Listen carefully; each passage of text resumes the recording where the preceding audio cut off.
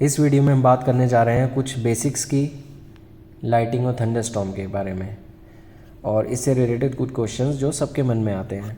तो वो क्वेश्चंस हैं जैसे कि लाइटिंग होती क्या है, इसका प्रिंसिपल क्या होता है, इसके इंटरेस्टिंग फैक्ट्स हैं, लाइटिंग का इफ़ेक्ट क्या क्या होता है अगर गिरती है बॉडी या नेचर पे, और पांचवा जो क्वेश्चन है वो है इसका प्रोटेक्शन कैसे करते हैं इससे। तो लाइटिंग एक्चुअली होती क्या है कि ये इलेक्ट्रिसिटी का डिस्चार्ज होता है और कुछ नहीं होता है। इसी से ही लाइट भी जनरेट होती है और साउंड भी जनरेट होती है। इसका प्रिंसिपल ये होता है कि जो हमारे क्लाउड्स के बीच में आइस क्रिस्टल्स होते हैं वो आपस में जब टकराते हैं बहुत तेज़ हवा चलने की वजह से, तो इसमें चार्ज जनरेट होता है, एक तरफ पॉजिटिव चार्ज एक तरफ नेगेटिव चार्ज। पॉजिटिव चार्ज हमारा ऊपर की तरफ इकट्ठा हो जाता है, नेगेटिव चार्ज हमारा हो जाता है नीचे की तरफ इकट्ठा। ऐसे ही ग्राउंड में भी हमारा टॉप में होता है पॉजिटिव चार्ज।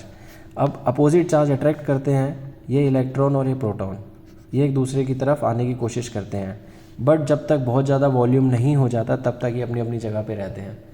जैसे ही बहुत ज़्यादा वॉल्यूम जनरेट हो जाता है दोनों चार्जेस का, जब ये आपस में मिलते हैं तो बहुत ही ज़्यादा तेज़ आवाज़ आती है और लाइटिंग दिखती है। ओके, अब ये आवाज़ क्यों आती है? एक्चुअली जो एयर होती है वो बहुत ठंडी होती है यहाँ पर, बट इसकी वजह से जो हमारा टेम्परेचर जनरेट हुआ वो अप्रॉक्सीमेट 30,000 डिग्री सेंटीग्रेड जनरेट होता है। तो जब ये इतना टेम्परेचर ठंडी एयर को जब एक्सपेंड करता है, चीरता हुआ जाता है, इसकी वजह से हमारी साउंड जनरेट होती है, और ये थंडर स्टॉर्म का रीज़न होता है, जैसे कि आपने साउंड सुना होगा। और लाइटिंग भी चार्ज की वजह से ही होती है। ओके, अब ये जो लाइटिंग स्ट्राइक्स होती हैं ना केवल ग्राउंड और क्लाउड के बीच में होते हैं बल्कि क्लाउड टू क्लाउड के बीच में भी होती हैं। तो अब बात करते हैं इसके कुछ इंटरेस्टिंग फैक्ट्स की।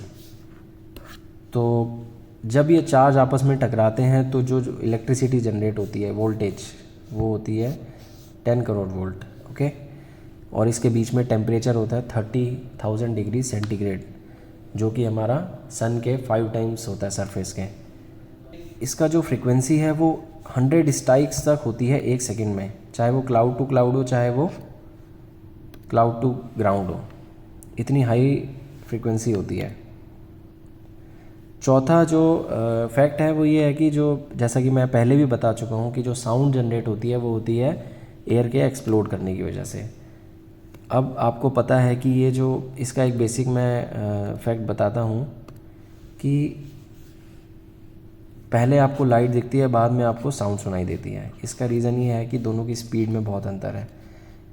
लाइट की स्पीड 3 × 10⁸ मीटर पर सेकंड है, ये 343 मीटर पर सेकंड है।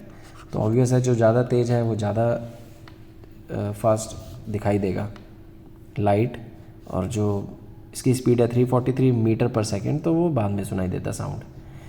अब लाइटिंग की वजह से केवल 2000 लोग हर साल मारे जाते हैं। सोचो आप, जब ये लाइटिंग गिरती है तो क्या होता है। अब जब ये बॉडी या नेचर पे गिरती है तो इसका इफ़ेक्ट क्या होता है? हार्ट डैमेज हो सकता है, मेमोरी लॉस हो सकता है, लंग्स डैमेज हो सकते हैं, नर्वस सिस्टम भी इफ़ेक्ट हो सकता है, नंबनेस आ सकती है, वीकनेस हो सकती है।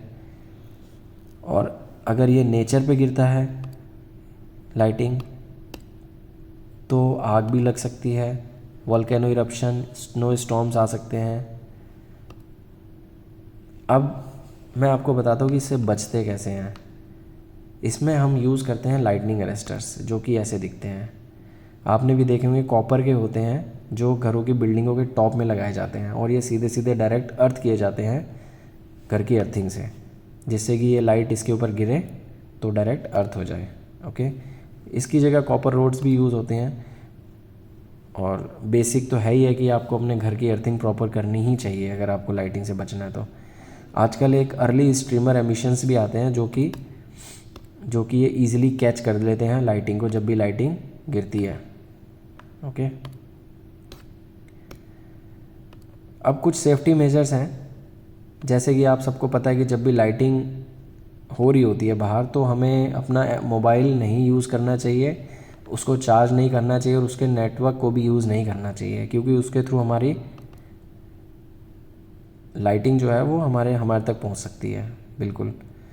Avoid Windows doors area, obvious है, पता ही है। अवॉइड गोइंग अंडर अम्ब्रेला, छाता जो होता है बहुत ख़तरनाक चीज़ होता है लाइटिंग के टाइम पे, जिसके ऊपर नॉब निकली होती है, खासकर वो वाला, क्योंकि ये डायरेक्ट अर्थ हो सकता है आपके थ्रू।